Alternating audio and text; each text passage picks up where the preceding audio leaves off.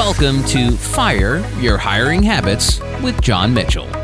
This is the place where we dive into the world of talent acquisition, explore the challenges of today's workplace, and discover what it takes to build a thriving and successful organization. My guest this week is Elaine Lin Hering, author of the groundbreaking book, Unlearning Silence: How to Speak Your Mind, Unleash Talent, and Live More Fully. As a renowned facilitator who has worked across 6 continents with leaders from American Express to Google to the Red Cross, Elaine has developed transformative strategies to help individuals find their authentic voices. Her paradigm-shifting approach compassionately acknowledges how we have all been both silenced and silencers throughout our lives. Elaine, welcome to the podcast. Thanks for having me, John. So, what experiences led you to focus your work on communication, collaboration, and conflict management? Everyone says you end up doing the work that you needed when you were younger, and that was very much my experience. I grew up in a family who didn't really talk about things, and I thought it was just my family. The more that I talk with people, it seems like it's maybe every family. You're nodding as well. So it wasn't until I went to Harvard Law School as a student and came across Getting to Yes and negotiation pedagogy and theory that I thought, wait, we can talk about things? What a novel idea. And that really took me down a very different professional path. Was the your experience at Harvard the pivotal moment, or was there another pivotal moment or interaction that revealed to you kind of the pervasive influence of silence? Yeah, Harvard was the start, because I then spent more than a decade teaching concepts around negotiation, having difficult conversations, giving and receiving feedback, frameworks and tools that my colleagues at the Harvard Negotiation Project created. And I thought, okay, this is useful. And I'm noticing that after incredible investment by individuals and organizations, some people still don't negotiate. Some people still don't have the difficult conversations. Some people still don't give or receive feedback, no matter how much their manager or HR tells them they should. What gives? Simultaneously, everyone was giving me, and I was also regurgitating the advice that we hear about speaking up. Make your voice heard. You need to use your voice. And yet, many of us don't. And I thought the advice has to be more complex than a Nike just do it, right? Have more courage, have more confidence, then you'll be heard, then we can promote you. And when I really paused to think and look around, I landed on silence, which I'm not the first person to research or write on silence. Organizational silence, employee silence has long been researched by organizational psychologists and sociologists. And to really look at it and say, if we want people on our teams to speak up, if we want to reap the rewards of collaboration and innovation, all these things that we theoretically believe in, we actually need to solve for silence on our teams. Because unless I honestly wrestle with my own relationship with silence and the ways that I might be silencing the people around me, I can't expect them to just do it and just speak up. I have to own my responsibility, my contribution as well. What are the biggest obstacles to creating a more inclusive space for any voice, but especially, diverse voices? Because I feel like there's a lot of attention around, making sure everyone feels heard. Or is it just that everyone isn't being heard? Our policies, our practices tend to elevate certain voices over others. And in workplaces, that tends to track against dominant and subordinated identities. If you don't carry a subordinated identity, right? I am female in a male-dominated world. By nature of that statistic and those dynamics, my voice is more likely to be othered, more likely to be doubted, because human nature is to want to gravitate toward people who look and sound like us, more likely to be left out. And so it really is about, one aspect of it is how do we get different perspectives in the mix? The other, though, for every single leader is, are we living in a skewed sense of reality? If the people who report to us have perspectives and data about what's going wrong, but don't feel like they can share it with us, we move through the world thinking everything's fine until we end up with a Boeing or a challenge. Name your corporate scandal of the last centuries, It's not because there weren't whistleblowers. It wasn't because people didn't attempt to speak up. It was when they shared, they were doubted, they were challenged, they were reorganized into a place where they would be less disruptive, to great cost to each of us. It's just a matter of short-term versus long-term cost, and also who bears those costs.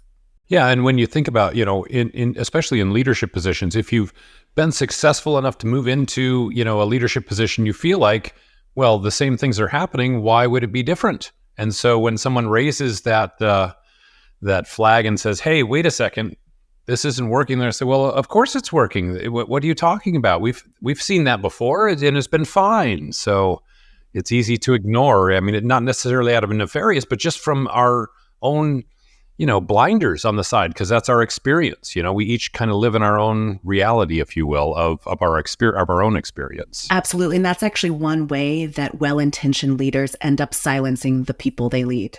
If I, as a leader, have not experienced challenge in speaking up, I've always been that person who shoots off my mouth. Sometimes it gets me into trouble, but it's mostly fine, and I'm charming enough to get myself out of it. I forget that someone else might have a different experience, and that it might actually be difficult for someone when it's not for me. And there's no nefariousness in that. That's human nature. It's just, I am who I am, and that's what I understand. So obviously everybody's like me. No, not at Obviously. all. Interesting. So you've had the opportunity to work across several different cultures. How has working across different cultures and contexts shaped your perspective on silence and voice? It has undoubtedly enriched my understanding of it. I mean, silence itself is not inherently bad or good. It's the impact that it has on people. And of course, whether, even in a micro conversation, how much we overlap with one another in our conversation, whether that's translated as interrupting or experienced as interrupting or as just energy and excitement, really changes across cultures. But what I particularly value is that multicultural lens to say, in what ways are we able to collaborate? In what ways are not just the loudest ideas, but the best ideas able to come forth? And of course, for me, having the great privilege of working across industry, across levels of seniority, doing those diagnostic calls where leaders say, everything's great. And then you talk to their direct reports who say, everything is not great. And that frustration for everyone involved, right? Well-intentioned leaders who are genuinely trying to do their best to lead in a candid, sometimes inclusive way, to bring novel products to market, and not being able to connect the dots between their teams and themselves and the way they want to lead. That, to me, is the opportunity of more closely aligning how we want to show up with the impact we're actually having. So I lead a trade association for the electronics industry. Many of these organizations are global. Are there, culturally speaking, some things that stay true no matter where you go, and other things that you just don't ever assume that? Oh, this could be a conversation in and of itself. I'm sure we could write a whole book on this. Yes, that's your next book. I'll do color commentary on it. For me, the challenge actually across cultures is our interpretation of each other's behaviors.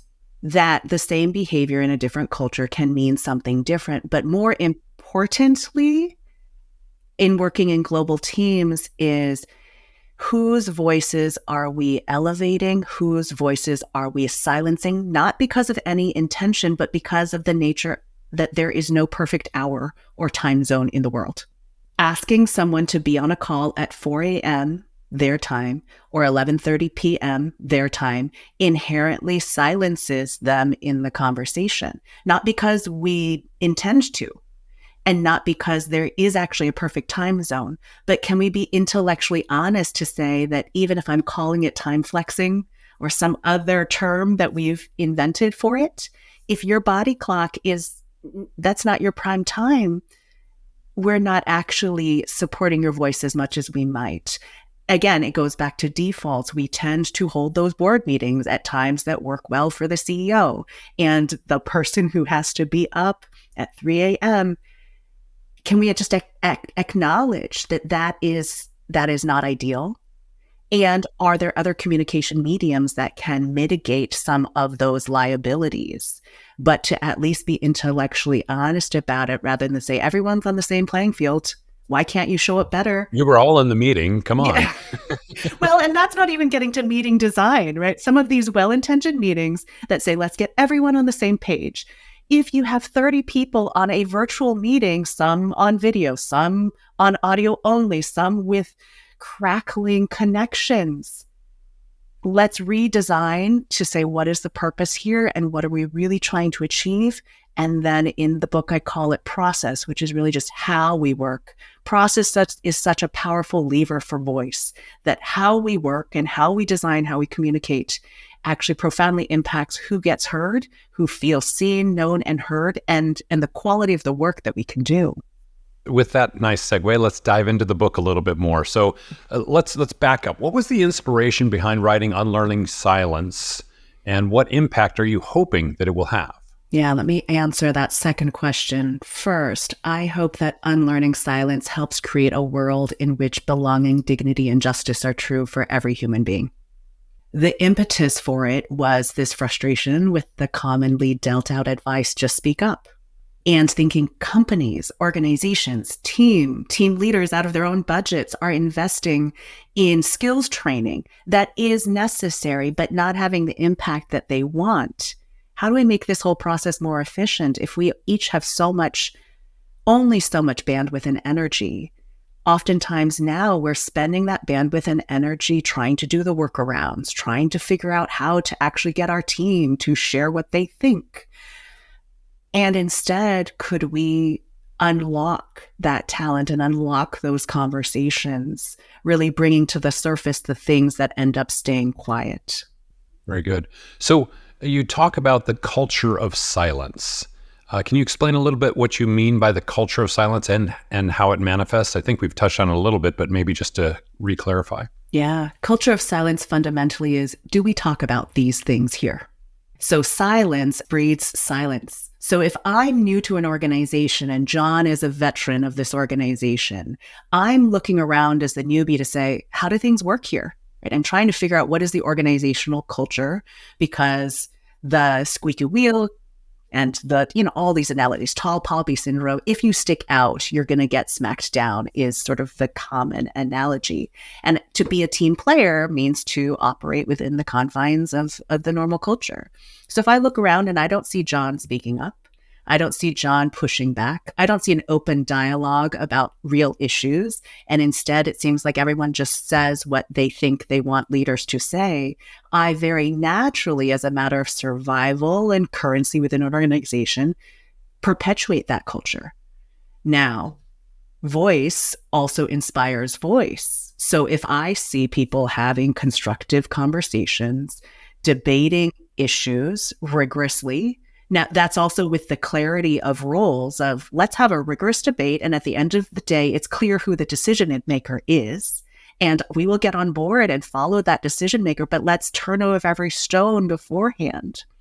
Each of our actions collectively builds either a culture of silence, where we don't talk about these things here, or a culture of voice, where we're going to surface honest, accurate data, lend our reasoning and best insights, and also have clarity as to who's the decision maker, so that we're not running into the friction. Also, that pain point where, if John, you're asking me what I think, and then I tell you, but you were going to do what you're going to do anyways, why would I spend the energy to do it? Why would I speak up ever again? Totally. And that to me is actually not a question of whether we listen, but whether there was clarity as to our roles. So often when people speak up, they think, well, I am influencing the decision. I am a joint decision maker.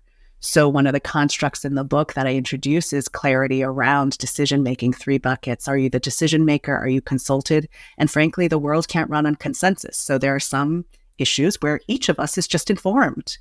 And can we be intellectually honest about those roles and have those negotiations actively rather than passively? Because it just adds to the pain for everyone involved. So before I dive into a couple other questions about that particular issue, I want to also set something that we talked about right at the beginning, or I mentioned right at the beginning, The book explores how we've all been both silenced and silencers. Can you elaborate on that dynamic before we dive into some of the actions here? Yeah, and I'm conscious that that is potentially a controversial issue. Many of us are like, oh, I'm not a silencer, I'm a good person. Now, be really clear that whether we have silenced someone else is not about good or bad, right or wrong.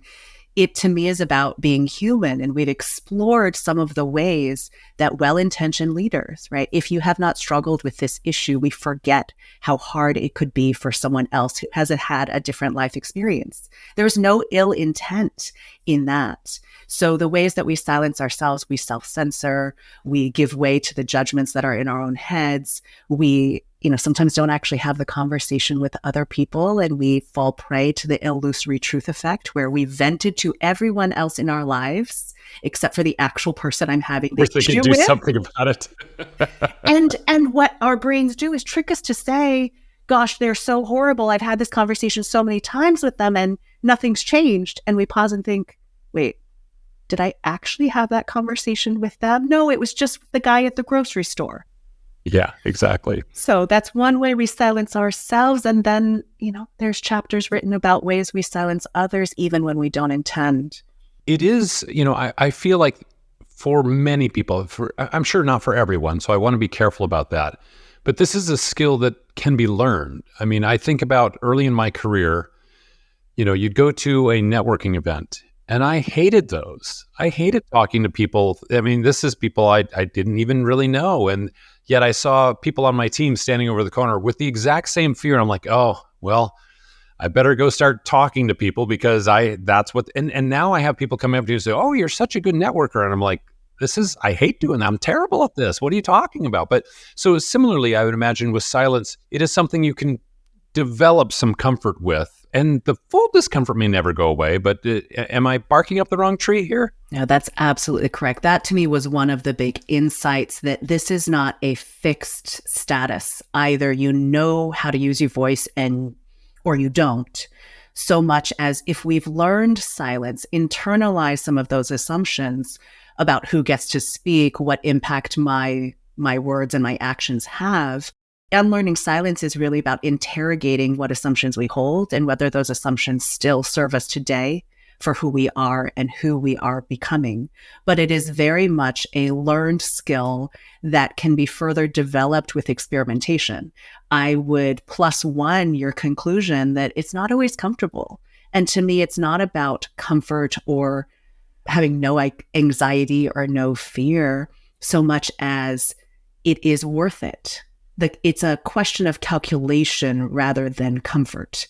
And the beauty is that if it is about calculation, we each have the opportunity to change the calculus for other people. If we knew that when we spoke up, the other person would appreciate us, recognize us, not gaslight us, how much more likely would we be to share what might even feel like a silly thought?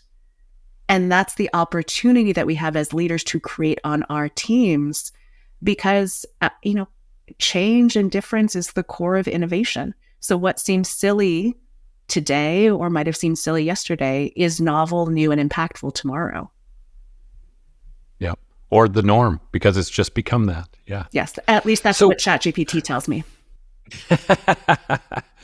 So let me ask the opposite question, which you may just, based on the title of your book, disagree with it entirely. When is it appropriate to stay silent? Chapter 3. Oh, there we go. Okay, great. I mean, that is my most honest answer and one of my favorite chapters, and what I think really is one of the differentiators of this book. Unlearning silence is not about saying everything every time to everyone. The world is far too noisy and complex for that. But the difference between silence that is additive or that is damaging is agency. Do I get to choose when I want to speak up, lend my perspective, lend my voice, which battles I take on? Or do I feel forced into silence because that's the only way I can keep my job? So chapter 3 explores in many pages the times that I think silence makes sense, and really wanting to give validity to those choices, because silence helps with self-care. helps with self-preservation, often is a survival strategy in many of these contexts, and only you know what you can take on today. I also think about it as in terms of, when you enter into a new situation, you have to take some time to assess. Maybe that is part of the survival aspect that you're talking about, but you also don't want to offer up a malformed idea that is immediately shut down, that eliminates your credibility because you didn't take the extra 3 minutes to listen to the conversation and go, oh, well, let me actually think about what we're saying here before I speak up. It's not like we shouldn't have just, you're not suggesting in Unlearning Silence that we should just have a stream of consciousness just going, oh, this errant, random thoughts just coming out and spewing out. But we're really trying to bring value. When we're there, where we're ready to bring value, and then it's time to speak. And communication is, part of it is being heard, but it's also listening so you can be heard. Yes. And can we listen across differences of perspective, differences of style?